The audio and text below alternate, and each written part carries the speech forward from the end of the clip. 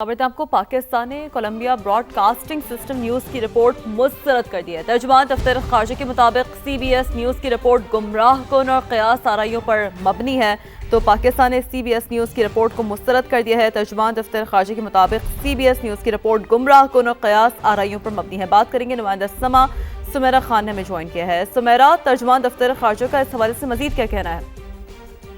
جی بالکل، پاکستان کے مطابق اس نوعیت کی قیاس آرائیوں پر مبنی بیانیے خطے میں امن اور استحکام کے لیے جاری سفارتی کوششوں کو نقصان پہنچانے کی کوشش معلوم ہوتے ہیں۔ جنگ بندی کے بعد اور اسلام آباد مذاکرات کے ابتدائی دور کے دوران ایران اور امریکہ کے متعدد طیارے پاکستان آئے تھے تاکہ مذاکراتی عمل سے وابستہ سفارتی عملے، سیکیورٹی ٹیمز اور انتظامی اہلکاروں کی نقل و حرکت کو سہولت فراہم کی جائے۔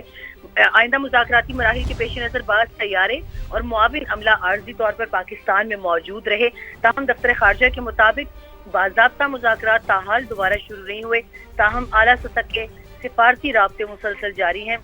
اور اسی تناظر میں ایرانی وزیر خارجہ کے اسلام آباد کے دوروں کو پہلے سے موجود انتظامی اور لاجسٹک انتظامات کے ذریعے سہولت فراہم کی گئی۔ پاکستان نے اس رپورٹ کو مسترد کرتے ہوئے کہا ہے کہ ہم نے ہمیشہ غیر جانبدار، تعمیری اور ذمہ دار سہولت کار کے طور پہ مکالمے اور کشیدگی میں کمی کی حمایت کی ہے، اور اسی کردار کے تحت پاکستان نے ضرورت کے مطابق معمول کی لاجسٹک معاونت فراہم کی، اور اس طرح کی رپورٹ سے گریز جو ہے وہ بہت ضروری ہے اس طرح کے حساس معاملات میں۔ اور یہ بات تو درست ہے سمیرہ، ظاہر سی بات ہے ترجمان دفتر خارجہ کا بھی یہی موقف سامنے آ رہا ہے کہ پاکستان تو خطے میں کشیدگی میں کمی کی کوششوں کی حمایت جاری رکھتا رہا ہے، رکھے گا آگے بھی، اور یہ بات تو بڑی واضح ہے۔ اس میں اس طرح کی جو رپورٹس کا کردار ہوتا ہے وہ محض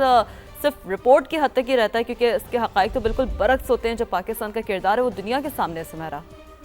ایسا ہی ہے، اور کردار بہت واضح بھی ہے۔ دوسرا، اب یہ محسوس ہو رہا ہے کہ جو پاکستان نے خبروں کے حوالے سے ایک کیپ لگایا ہوا تھا، پاکستان نے اپنے میڈیا کو بھی بطور ثالث خبریں جاری نہیں کی، اب وہ فیصلہ بہت بہتر معلوم ہوتا ہے۔ اور جس طرح کی سی بی ایس نے رپورٹ کی، اس سے معلوم ہو رہا ہے کہ میڈیا خبروں کی تلاش میں ابھی کچھ بھی چھاپنے یا کچھ بھی براڈ کاسٹ کرنے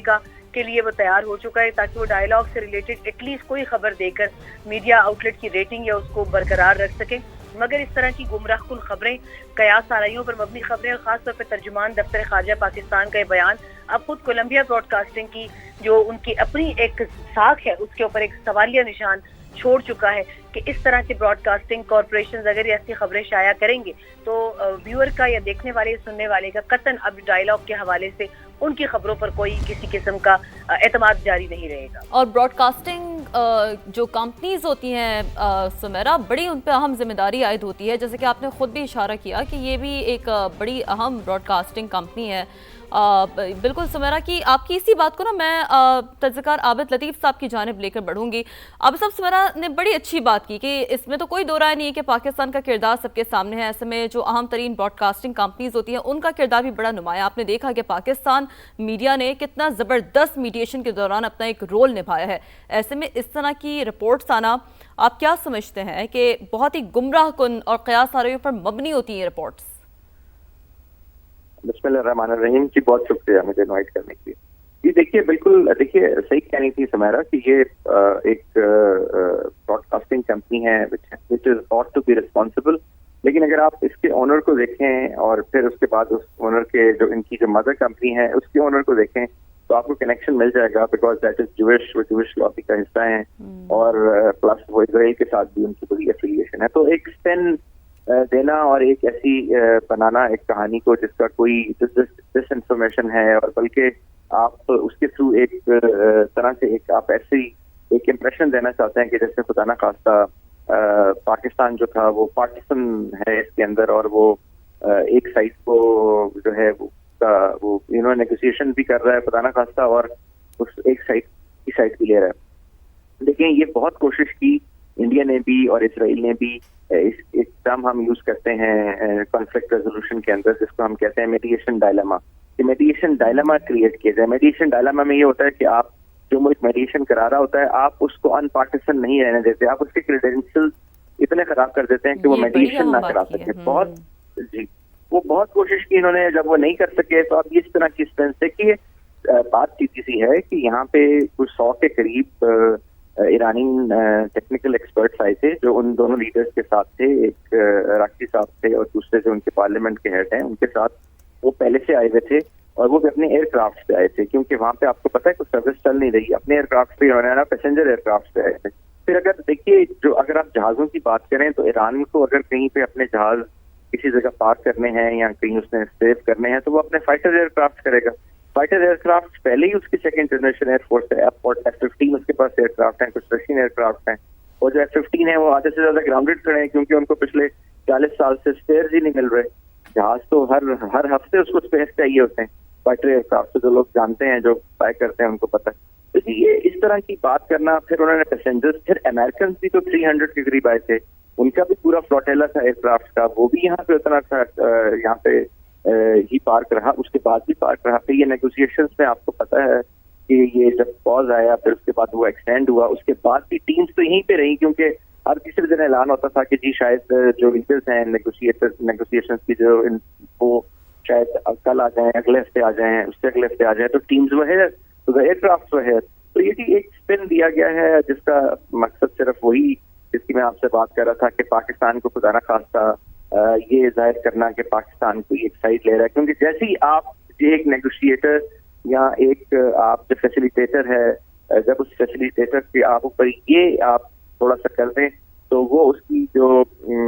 میڈیشن کی جو کیپیبلٹی ہے وہ رائٹ دین اینڈ دیئر ختم ہو جاتی ہے۔ لیکن یہ اس سے بالکل بھی کامیاب نہیں ہوں گے، کیونکہ وہ جو دونوں پارٹیز ہیں امریکہ اور ایران، ان کا پاکستان پہ بہت زیادہ ٹرسٹ ہے۔ دے نو دیٹ پاکستان نے بہت سنسیئرلی یہ میڈیشن کروائی ہے، پاکستان کا اس میں رول بہت پرسپیکٹو تھا، پاکستان نے پاکستان طریقے سے اور دونوں کے مفاد میں رہتے ہوئے اس خطے کے مفاد کے لیے، ویسٹ ایشیا کے مفاد کے لیے اور دنیا کی گلوبل پیس کے لیے کیا ہے۔ پاکستان کا اس میں کسی طرح کا کوئی انٹرسٹ، کوئی اسپین، کوئی کسی طرح کی کوئی ایسی چیز نہیں تھی، اور وہ یہ دونوں کو پورا پاکستان پہ ٹرسٹ ہے، لہٰذا ان چیزوں سے کوئی فرق نہیں پڑتا۔ بالکل عابد صاحب، آپ نے بڑا اہم پوائنٹ بیان کیا، اور میں آپ ہی کی بات کو آگے بڑھاؤں گی کہ اس قسم کے جو عناصر ہیں، جو شرپسند عناصر ہیں، جو فالس پروپیگنڈا کرنے کی کوشش کر رہے ہیں، آپ کو نہیں لگتا کہ وہ کسی کنفیوژن کے تحت یہ کر رہے ہیں؟ کیونکہ دیکھیں نا، پوری دنیا کو پتا تو ہے کہ پاکستان نے کس طرح سے مڈ گراؤنڈ نکالا، پاکستان نے کس طرح سے نیوٹرل میڈیٹر کا رول پلے کیا، اور ابھی بھی کر رہا ہے اور آگے بھی کرے گا، تو کوئی فائدہ ہونے نہیں والا اس قسم کی رپورٹ سے کچھ؟ دیکھیے کنفیوژن نہیں ہے، یہ بیسیکلی ڈیلیبریشن ہے۔ یہ ڈیلیبریشن ظاہر ہے، آپ ایک جو بندہ ڈیلیبریشن آپ کی ڈیلیبریٹ ایفرٹ ہے، اور جب فرسٹریٹ ہو کے آپ کچھ نہیں کر پا رہے ہیں، آپ جتنا